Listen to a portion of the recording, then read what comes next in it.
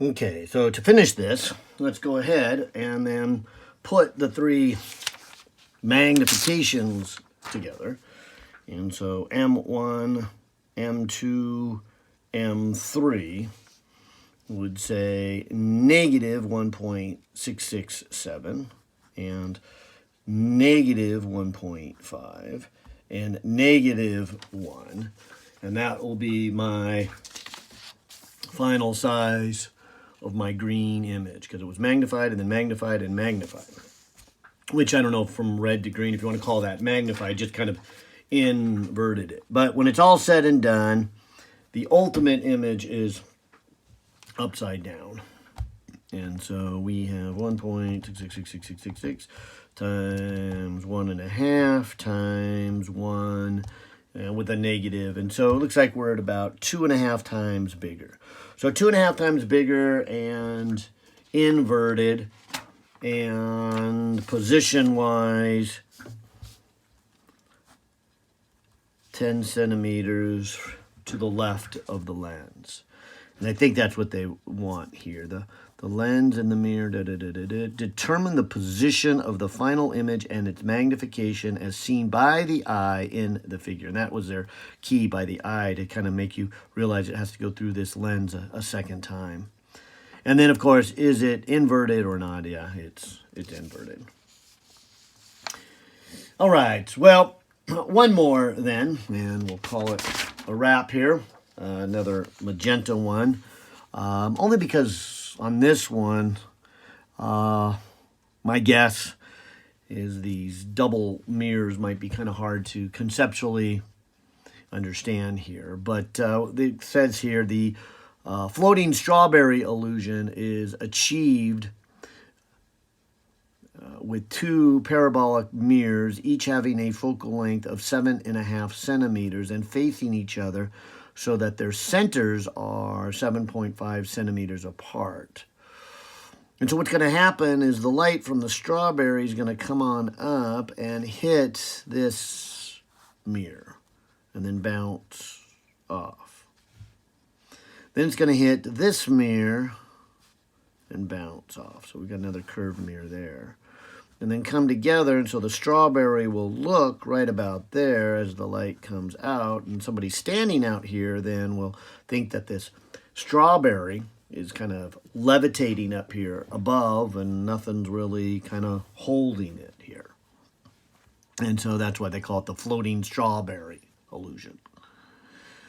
Let's see. If the strawberry is placed on the lower mirror, an image of the strawberry is formed at the small opening at the center of the top of the mirror. Show that the final image is formed at that location and describe its characteristics. Note, a very interesting and strong effect is to shine a flashlight beam on the image.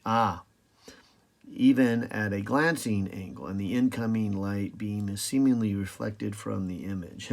Yeah, this is kind of fun to watch when you shine a light on it, because the light actually then, if you have a flashlight, comes in, and since it's an image, nothing really happens here. The light just passes through. But what it ends up doing is it ends up hitting this bottom mirror, then the top mirror, and then hitting the real strawberry, then reflecting back and having the appearance of being reflecting off of the strawberry. And so it gives it more of a realistic effect. It's not just an image. I mean, if you could bounce a light off of it, it's got to be real. And so this floating strawberry just looks so real. Magicians love to take advantage of that kind of that levitating effect of real images. Okay. So let's go through this, and you can kind of see, like the problem we just did, although maybe a little bit easier, is we have to go through multiple steps. And in this case, the light hits two mirrors. We don't have a third mirror or lens to worry about here.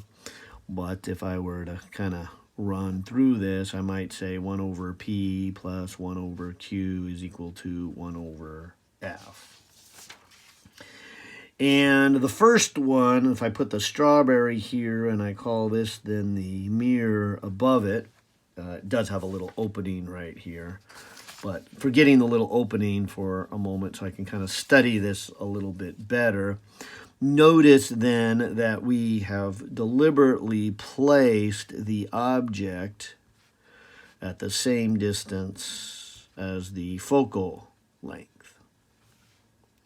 That way, the math works out so that you would say Q is really big, infinity. In fact, the light would come out and go parallel. And so the light really doesn't converge. You don't get an image form until you get to in infinity. And you might even say then the magnification, which would be negative Q over P, would be something like negative infinity over my 7.5. So you don't really have a good magnification here. And you don't even have a real image forming. But fortunately, we're not done. I'll put a little line here like I did the last one. This is our first optical element. If we do it again with our second optical element, we've got 1 over P plus 1 over Q is equal to 1 over F. And if you think of this parallel light now coming in and hitting this bottom mirror, and so that's what this part of the strawberry is, hitting that bottom mirror, and you have parallel light coming in, that should come to a focus at the focal point. And you can see it here. What you could say here is, look, this right here is coming from infinitely far away, 1 over infinity. And the focal point or length of that one is also 7.5. So this 1 over infinity is 0, and so you get Q equals to 7.5. So sure enough, right there. And then if you look at the magnification, let me call it number 2, and this over here I should call number 1. We have the minus 7.5 over infinity. And so when you put the two magnifications together, negative infinity over 7.5, and then negative 7.5 over the same infinity, the infinities, or I could just put big, canceled off, and you get a magnification of 1. And so what's interesting about this is the strawberry does not appear to be any bigger or smaller. It's, the same effect here. Actually, I suppose you could argue, since the image never gets formed, that we probably should say that that's on the back side of the mirror, so it's a negative, because it does actually appear to be inverted. In fact, you can see it in the picture here. If this is right, this looks like a real picture, but here they got the strawberry over here, and then the green leaf is on the other side. And so, yeah, a little more accurate, that should be, forming an image way out here, and so we have the second mirror before the image gets formed. So that should be the definition of a negative P. That's the hard one. Anyway, so if we do a negative, then overall the magnification is negative 1. And so what we get is a strawberry, same size, although inverted, okay, because of the negative 1. And then just kind of levitating, looks like it's kind of floating up there. And I think we answered this question. It says, show that the image is formed at the location as described, and its characteristics. So same size, kind of inverted, and there's our 2-mirror effect. All right. Well, I'll call that a wrap, and hopefully that's helpful to somebody.